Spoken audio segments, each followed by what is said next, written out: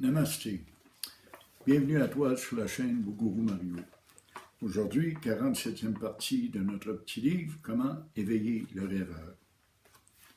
Je commence la lecture tout de suite.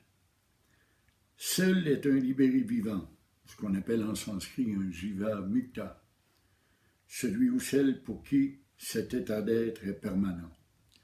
L'état d'être dans le soi, le « je suis » continuel, permanent. En tout temps, comme en toutes circonstances, il demeure dans le soi. Quand on y réfléchit, comment pourrait-on être autrement? Nous l'avons vu à la partie précédente. Nous sommes le soi, nous ne sommes que le soi. Nous ne pourrons jamais être autrement. C'est une fausse croyance de nous prendre pour un corps et un mental. Il n'y a que le soi, tout est lui, tout est divin, tout est Brahman. Il ne s'agit pas de commencer une vie dans l'isolement et de se retirer du monde, loin de là. La pratique spirituelle se fait dans la société. On continue à travailler, à connaître des relations sociales, à avoir des amis, à pratiquer des loisirs. Il ne s'agit pas de rejeter la manifestation et le monde phénoménal. Comme je le dis souvent, on ne peut pas quitter la réalité. Il faut au contraire la trouver.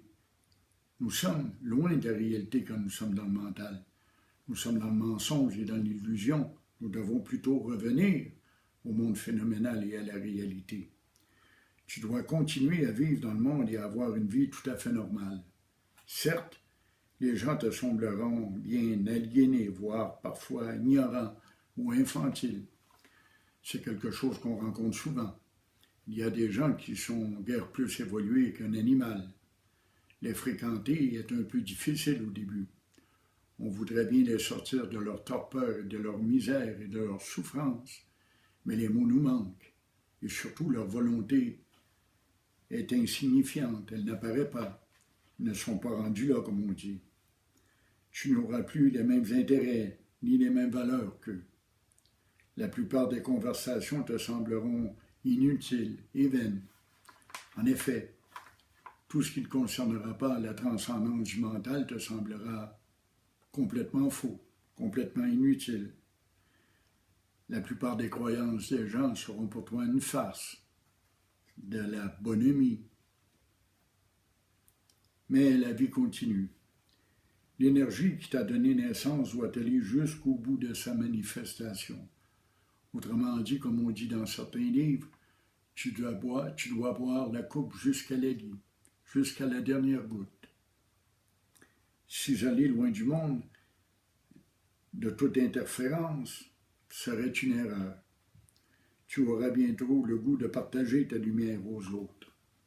Voilà pourquoi on ne doit pas s'isoler quelque part dans un endroit discret, se couper du reste du monde, parce que cet intérêt, ce désir de dévoiler l'éveil au reste de la planète vient spontanément. Ça fait partie du soi. Le soi se multiplie et se multiplie sans cesse. Toutes les espèces cherchent à se reproduire. Le soi se reproduit. Mais il se reproduit également par le langage et par l'enseignement spirituel, l'enseignement de la transcendance. Et cet intérêt, ce goût, naît en nous. Cela viendra quand tu commenceras à goûter la joie véritable. Quand on goûte à quelque chose de très, très, très bon, un mets par exemple, succulent, on a le goût de le faire partager aux autres. On leur dit, goûte à ça, c'est merveilleux, c'est super bon. L'éveil est une responsabilité sociale, celle d'aider ses voisins à s'éveiller à leur tour. Nous sommes dans un monde où tout le monde revendique ses droits. Le droit des minorités, le droit des différences, le droit d'agir ainsi ou d'une autre façon. Chacun parle de droit, mais plus personne parle de responsabilité. Pourtant, avant toute chose, nous sommes des êtres de responsabilité. Nous avons une responsabilité envers la société, envers le monde, l'univers, envers nos voisins et nos voisines, envers notre famille. Et cette responsabilité, c'est de faire connaître l'éveil spirituel et d'aider tous et chacun à cheminer vers cet objectif. Laisse la politique aux politiciens. Notre responsabilité brillera au grand jour. Et cela commence. Il y a de plus en plus d'enseignants. Les livres et les vidéos sont de plus en plus facilement accessibles et de plus en plus de gens s'y intéressent. La plupart des gens semblent croire que la religion prend le bord et que tout le monde oublie ça. C'est faux. Ce sont les religions qui tombent, mais non pas la spiritualité. La spiritualité demeure. Sauf que lorsqu'on n'a plus de guide, qu'on n'a plus d'enseignement disponible, on est comme perdu. On ne sait pas sur quel pied danser, on ne sait pas dans quelle direction aller. Grâce aux enseignements disponibles présentement et aux nombreux volumes qui existent, on peut se diriger sur la bonne voie. Est-ce là que se termine le voyage? Non. Tu as atteint ce que l'on appelle le 4e état. En sanskrit, on parle de turiya, le 4e état. Tu es dans ce que l'on appelle un sommeil éveillé.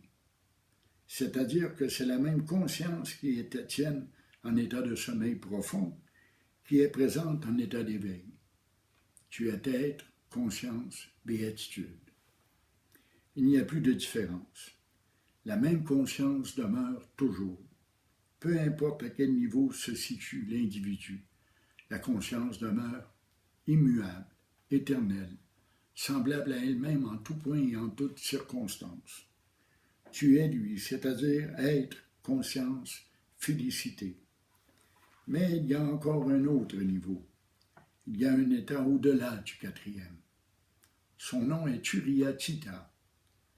Dans le 4e état, l'ego réapparaît parfois. Il t'arrivera encore de sombrer dans l'ego et de connaître des états émotionnels de souffrance, d'ennui, de solitude, etc. L'état, bien que durable, demeure impermanent. Replonger dans l'ego est souffrant, on en a déjà parlé. C'est pire que de n'en être jamais sorti, et c'est le plus grand danger qui te guette.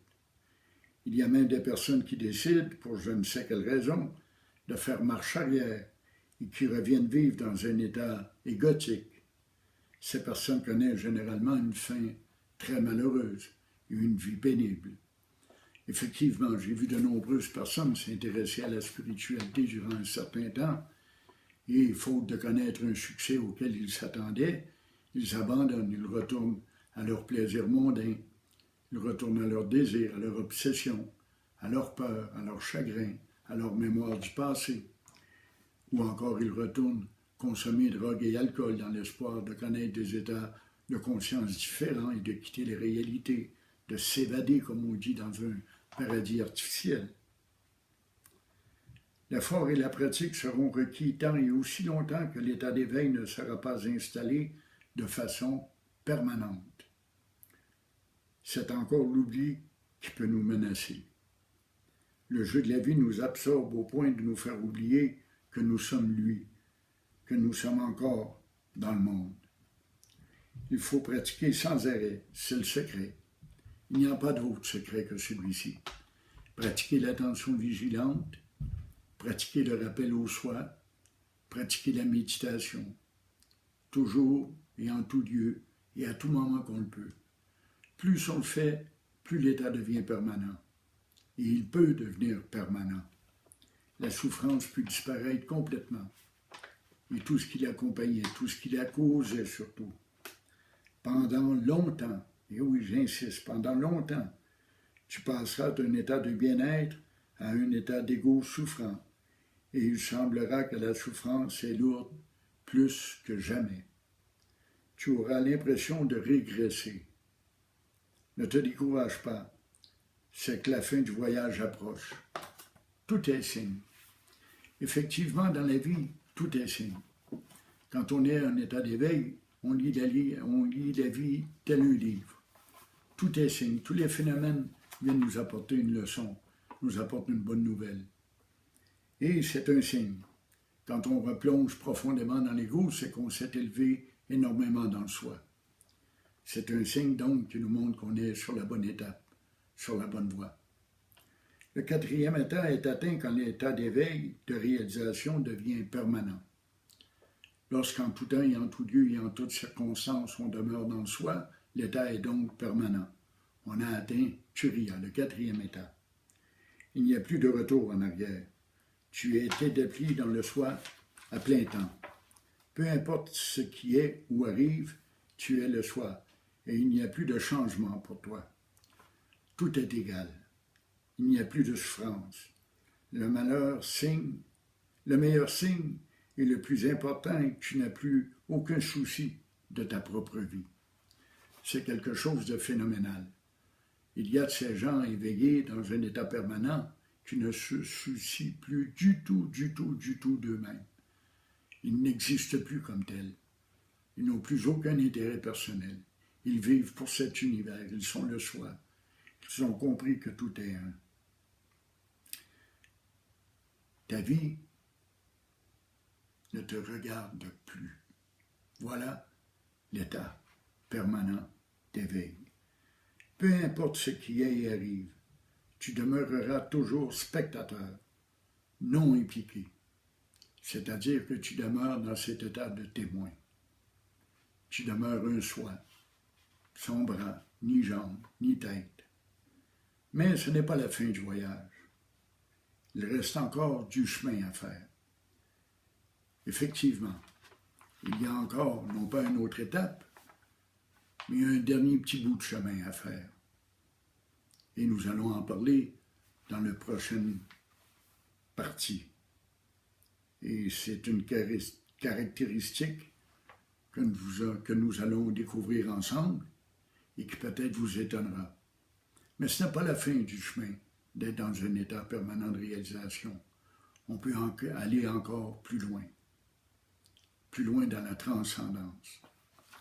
Alors, bien sûr, je vous invite à vous abonner à la chaîne Bougourou Mario et à suivre mes vidéos et mes enseignements.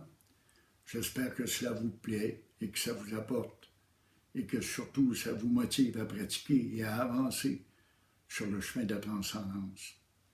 N'oubliez pas que vous pouvez me faire parvenir vos questions et vos commentaires à Bougourou, B-O-G-O-U-R-O-U, à commercial-gmail.com, par Messenger ou Facebook.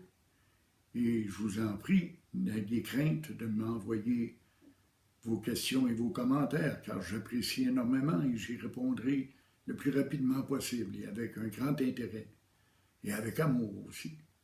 Alors, je vous souhaite une excellente journée.